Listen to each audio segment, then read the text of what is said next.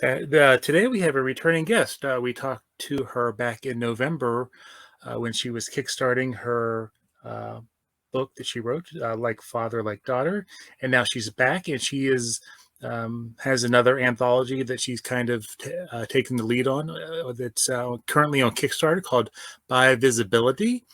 So let's welcome back Kathryn. I'm going to mess up her last name because that's what I do. Calamia? You did not mess it up. You are correct. Yes. How's it going? It's going well. Thank you for having me. Well, thanks for coming back. So, before we get into talking about the current Kickstarter, what have you been up to, and how did your last Kickstarter kind of play out for you? Well, let's start talking about the last Kickstarter. It did really well. I did a crossover with Like Father, Like Daughter and Haunting, which is one of my very, very good friends in real life. And we decided to do the crossover together because we were both writing comics, and that kind of started up collaborating on more projects. We write a webcomic together. He's the assistant editor on By Visibility. So yeah, that Kickstarter did really well. It was, I believe, our most funded campaign. So it had like $13,000 and then about 500 and something backers. And now we're back for this, and I'm doing well. I was just talking pre-show. I went to Boston Fan Expo this weekend, and it went really well for us. And it's kind of nice to be back at Comic Cons. It was also very nice to see them following COVID regulations and all that, and making us all feel very safe. So I was very appreciative of that as well. So yeah, things are going good. Yeah, I've noticed from your Facebook that you've been, been going out to looks like different comic shops and other cons too to help promote your books. Yeah, again, luckily I'm vaccinated, and I'm in a space where I'm able to do that and take precaution. And then, slowly but surely I've been doing more conventions, and a lot of these conventions were set from like 2 years ago. So I didn't really, I didn't set them up this year, and I was like, okay, again, vaccinated, I think I can do this. And yeah, did Boston, and then Free Comic Book Day, there's always opportunities, and I think you should take opportunities to do signings at your local comic store. So JHU is my local comic book store. I go every Wednesday, so it was really, really cool just to hang out over there and do a signing. And I believe we have 3 or 4 more conventions for the year, and then we'll start planning our next conventions, knock on wood, if everything stays the way it is. Yeah. Well, so let's get talk about your new Kickstarter, By Visibility, a bisexual anthology. Can you kind of give us like a background of what obviously what is it what it is about the anthology? How's that? Of course, yes. So By Visibility is a bisexual anthology. As a bisexual creator, I just felt like these stories weren't really out there. And it was about a couple months ago when I was talking to a couple of friends where I'm like, yeah, one day I want to do an anthology, maybe in a year or two. And they're like, why don't you just do it now? Like, what's stopping you? And you're like, yeah, what is stopping me? So they kind of pushed me to, uh, go on the search for creators who wanted to be part of this anthology. And I already had a story written, so I'm the first story in the anthology. It's about a character coming out, or maybe not coming out to, or at least deciding if she should come out to her grandmother with dementia. So trying to showcase a different angle in the coming out story, especially from a bisexual point of view. So I already had written that story. And then, searching through all the results of what we've gotten, we picked 8 more stories and had this anthology. And we have things ranging from fantasy to romance to PSAs. And it's a really diverse book that, doesn't even scratch the surface of the stories we could tell about bisexuality. But I think it's a really well catered book. And I'm excited for people to read it. And I will definitely say it's just the first volume of hopefully many. This Kickstarter has already proven that we could do a volume 2, which I'm very happy with, and we're already in the works of planning. So yeah, that's kind of the gist of the Kickstarter. Oh, I just wanted to say that I've I've had the chance to read the review copy, and I want to say, and I hope this comes out correctly. I don't, but the story that you wrote kind of touched me a little bit, because my mother is dealing with dementia at this time. So on that level, I totally got where you were coming from with how your character was, the struggle she was going with when she was trying to make her decision. Oh, thank you. You paused a little bit, but I got the tail end of that. So sorry, because I heard it was a very emotional story, but I only got the beginning because you paused a bit. I was just saying that my mother is currently dealing with dementia, so that Sorry. part of the story kind of connected with me, and I could see, where you were, coming from with, the character, struggling whether or not, to tell her grandmother, that about herself. Is I that appreciate something that that. is that something that have you have that have you had to deal with, like, dementia or something, Yeah, so the experience with plenty. that? Yeah, for sure. Definitely it comes from our personal space. And, something about coming out stories in particular in the queer community, there's half and half where people are like, oh, I'm kind of tired of the coming out story because, like, it seems like that's the only story that's told with queer people. But I particularly do like the coming out story because I do believe it is something that's obviously still has to happen, sadly. But I don't think that the from the queer point of view, the full coming out story has been told. I think a lot of straight people have told the coming out stories in like TV shows and stuff like that to utilize as drama, but I don't know if a lot of queer people have had the opportunity to tell a real angle from the coming out story. And there's definitely not a lot of coming out stories about being bisexual. So that's obviously a very different angle. And I've never seen the angle of I'm sure maybe there's one or two stories that I haven't read, but I personally hadn't seen a story about someone coming out to someone with dementia, or if they do come out or not. Like, is it worth it? Mhm. Is it, would you regret it? And that's literally what the story is called, is will I regret it? Because that's kind of there's two angles to that, is like, will I regret telling this person because they'll have a reaction that maybe they wouldn't have had if they didn't have the illness, but you'll never know what the real reaction was. And then will I regret it because, like, if not telling them, Mhm. or Yeah. will it burden them and stuff like that. So that's kind of the angle I really wanted to take it. And it's a story I'm extremely proud of. So I'm glad it touched you. So, who are the other creators involved in this? At least in the first volume of this anthology. We have so many creators involved. So I gotta like pull up the Kickstarter so I could run it down smoothly.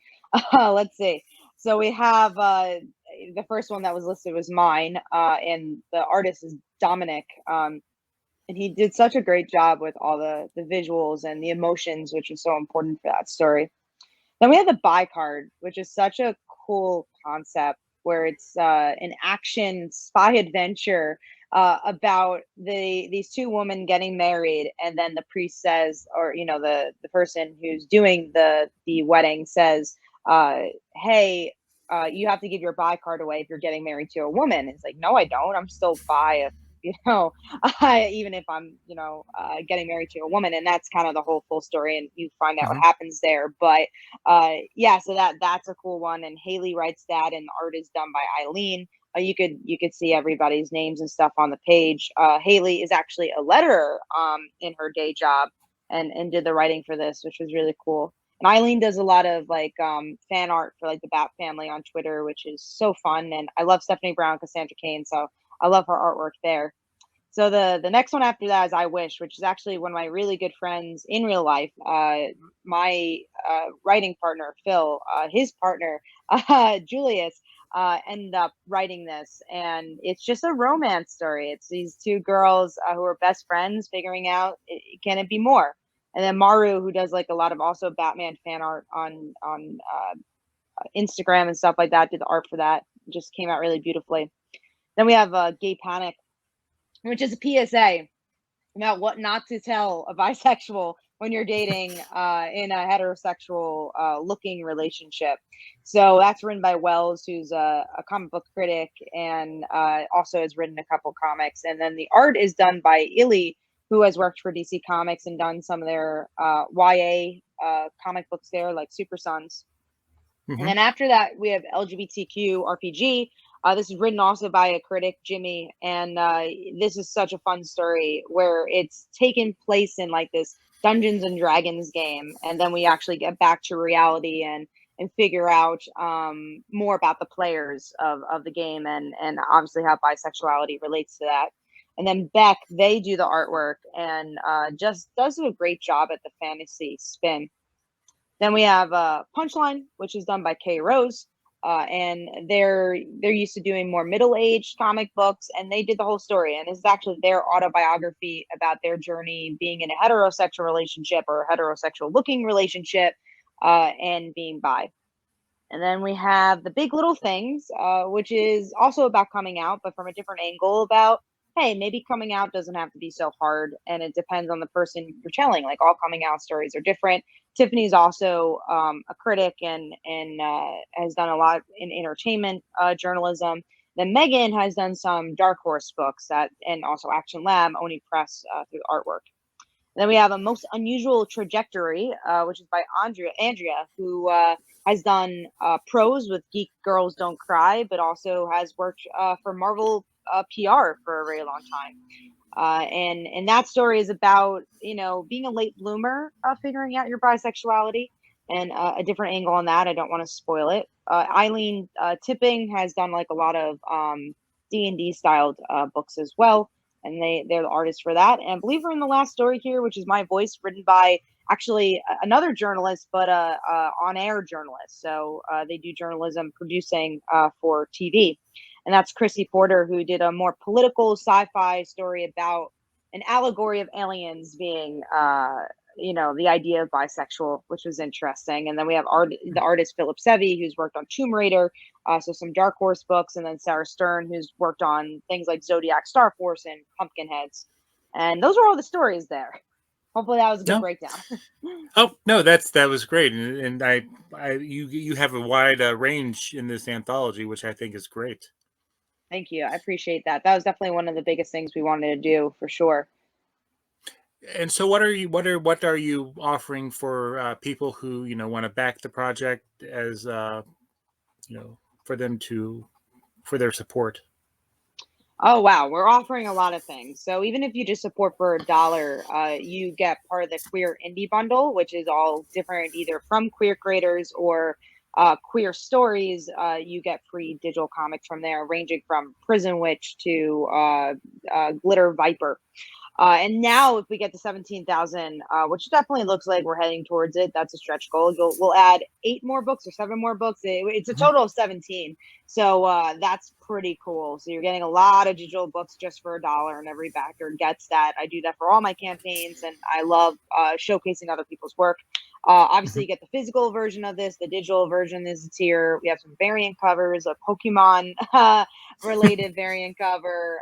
One of my favorite artists, Paper Cats, did another cover for us, and that's a foil cover. Which actually, the tier itself is out, so you can't get the foil cover. It's exclusive to this Kickstarter only. It's very limited, and we have a couple more add-ons left of that, but the tier itself Mhm. is gone. We also have stickers. That's been going really well with the add-ons. So it says buy and buy visibility. We have trading cards as well. All stories are featured. So we have 9 trading cards there. And then lastly, I don't think I'm forgetting anything, but this is the buy box. So you actually get like a collector's box of pretty much everything that's part of the campaign, and even catch up for my other books like Father Like Daughter and They Call Her Dancer. So a lot of cool stuff for the campaign. Cool. Um, so how long you said this has been something that you've been wanting to do for a long time? Um, are you surprised at how it all came together? Was it it sounds like people were very open to providing stories for you. Yeah, I mean, it was definitely the hardest. There's a couple of things that are definitely hard. The hardest work was probably like getting all the stories and looking through all the submissions. But once Hmm. we got everybody, especially because it was a little easier that we made the writers write the script before going into it, because I think a lot of anthologies, I know a lot of anthologies, they'll just be like, give us a log line and then we'll see if we'll accept you or not. One thing I really wanted to do, and maybe just the OCD in me, is that I wanted to make sure everything was done correctly, and done in schedule. So I, someone really wanted to be part of this project, they had to write the script. And Mm. obviously we edited the script if they were chosen, and we had a couple edits through. But if it, scratched the surface is what it looked like we wanted, we accepted that story, and that's something I really enjoyed doing, and I think really helped the process of later down the line, that everyone was kind of on time, and obviously it's just the people that we had to worked really well, and again worked on deadlines really well, but also just like we're great people to work with, and continue to promote with them as well. It's just been wonderful. And I mean, the only other hard part of this is like, promoting, right? It's just like you have to be a machine a bit. Yeah, it's been honestly such a great experience, and it's one of the easiest projects I've had to work on, which is so weird to say because it's an anthology and there's so many voices, but it really is one of the easiest. Was there anything that you've learned from your other Kickstarter campaigns that you applied to this one? Everything. I think every campaign, if you're a liar if you say you don't learn a new thing. But yeah, every campaign's a new campaign, and I always want to learn. I want to be better in every campaign. Like our last campaign, we had trading cards. We introduced those, and we're like, oh, that's profitable. That's fun. That's we saw a lot of people were interested in them, and then we utilized them at conventions and stuff like that. So that was a lot of fun to learn last campaign. It was also a longer book. We usually do 22-page books. That was a 40-something-page book, so we were able to instill that for this one. And yeah, you're always just learning. This is the first anthology I was an editor for, so working with so many different people was definitely not even a learning curve, because I think it went easy, but I learned from it. So yeah, every single campaign I learned from, and I think that's why every campaign has done better and better, is because I don't believe anyone's an expert in anything. I believe you're only an expert by saying there's more to learn. Mm-hmm. Nice. So let's talk a little bit about your webcomic on WebToons.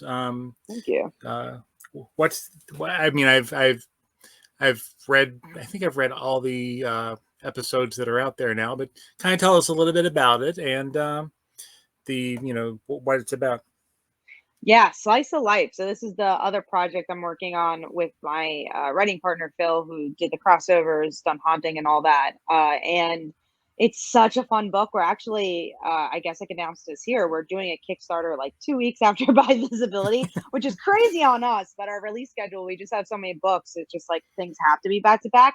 And luckily, By Visibility is printed, so we are going to be fulfilling like right after Oh everything's wow. done. Yeah, so I literally have the boxes here. So it's all printed, it's all done. So that's been good. So we can get into Slice of Life right away, which are also printing like right as the Kickstarter goes on. So we can fulfill things very quickly. So Slice of Life is about an anime character who comes to life and falls in love with a high school cheerleader. So this anime character is in like kind of like a Samurai Jack type style story. Not to say Samurai Jack doesn't have storylines, but what we really wanted to do was just to have like, this is just an action series. It really didn't have that much depth to it. It was just like she had her boyfriend die and she wanted revenge. Like that's the full on story. And now that she comes to life, she realizes, oh, I wasn't really a full person, like Mm-hmm. now that I'm in this new world, the real world, I get to learn to be a person, which is why we call this Slice of Life. We wanted to really like reverse engineer what that genre meant, because genre is just that. It's like it's just everyday life, and we wanted to understand what everyday life meant. We wanted to really dig into like, what does it mean to live life, and Mm-hmm. from a fictional standpoint and a real standpoint, and kind of tell this love story along the way. And we also, analyze fandom, because our main character, Lucy, is the cheerleader, but she has a twin sister named Raven, who is, an anime geek. She just loves this. She's obsessed with it. And we really wanted to tell a narrative about like fans as well, and like, fandom in general through Raven.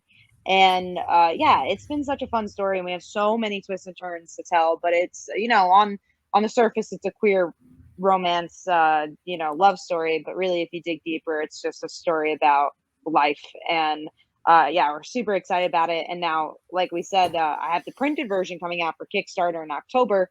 And what's cool about that version is that we're actually going to have a future storyline. So we're going to do exclusive to the Kickstarter. If you get a digital version, you get the digital version of it, or a physical version. There's a four-page story where you actually get to see them together.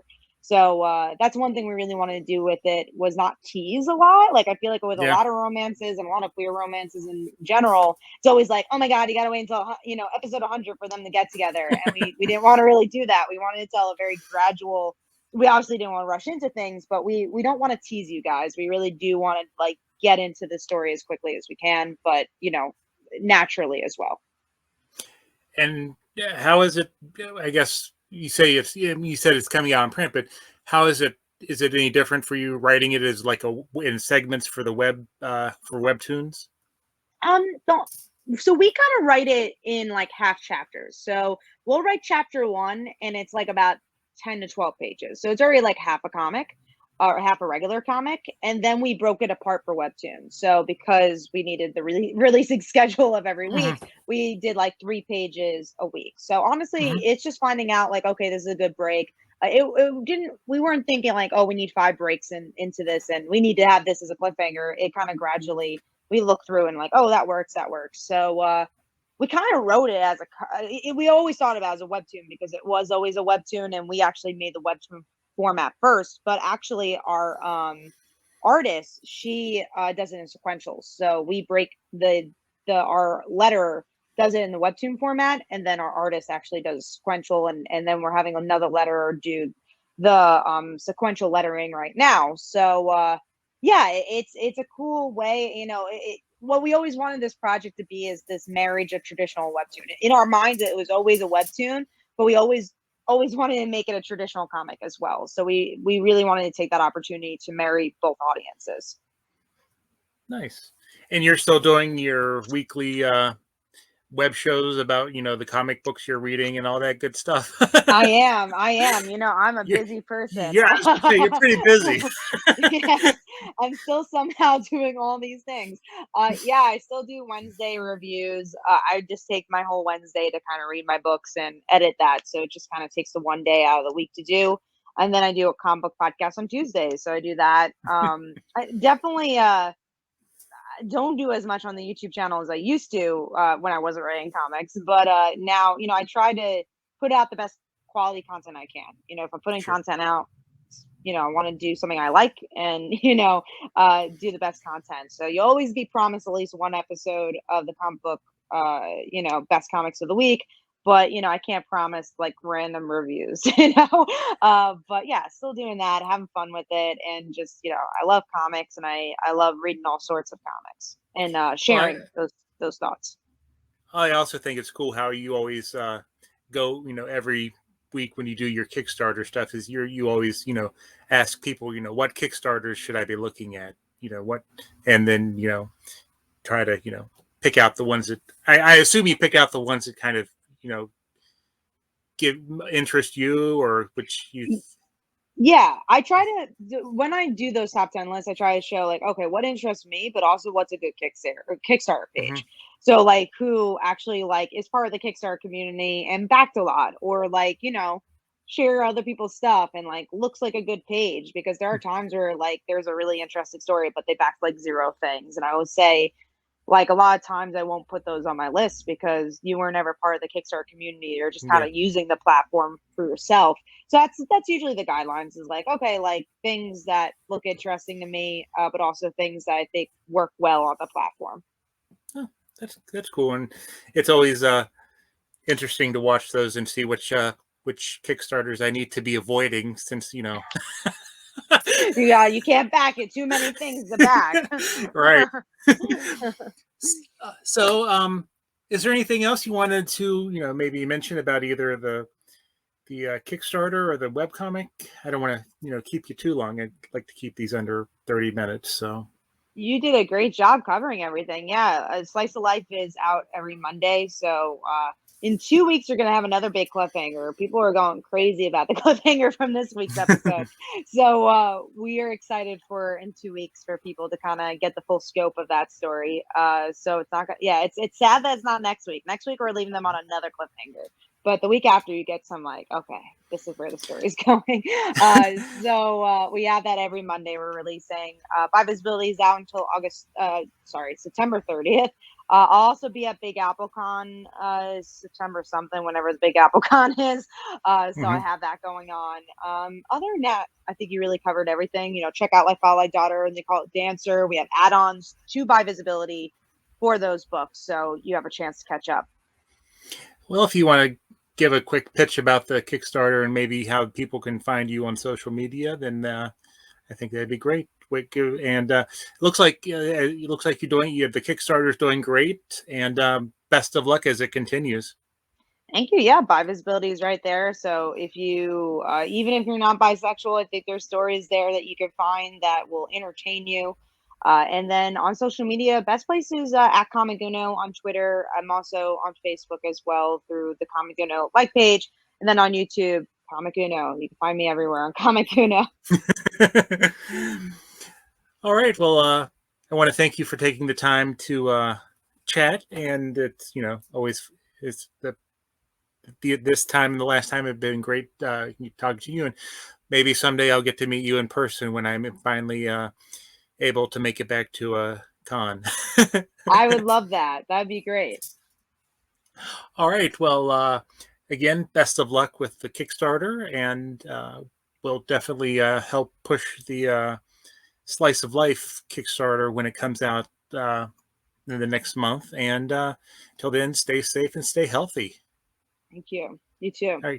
All right. Well, have a good day, and just keep doing what you're doing, because